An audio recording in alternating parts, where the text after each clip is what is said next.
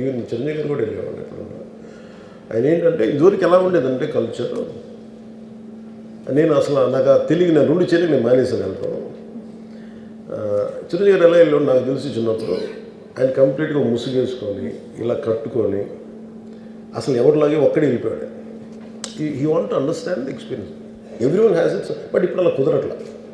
Maybe because of cameras or because of even తీయగానే ఒకసారి నేను కూడా ఒకసారి కళ్ళు తీసుకుని క్యాబ్ పెట్టుకుని వెళ్తాను, ఇక్కడ కళ్ళు చూసి ఇలానే నువ్వే కదా అంటాను. It doesn't work. So it happens in airports. ఈ పర్టికులర్ సిచ్యువేషన్లో మటుకు ఇట్ ఈస్ సాడ్. తప్పు స్టాఫ్ చెప్పుండాల్సింది. ఇప్పుడు అలాంటి ఇప్పుడు ఆయన ఆలోచన ఎక్కడ కూర్చొని సినిమా చూస్తున్నారు తెలియలేదు. Someone must be within the vicinity దగ్గరలో ఉన్న వాళ్ళకి తెలుసున్నారు. They must have went they address the issue. మనం బేసిక్ సెంటిమెంట్ ఏంటంటే ఇందులో తెలంగాణ ప్రభుత్వాన్ని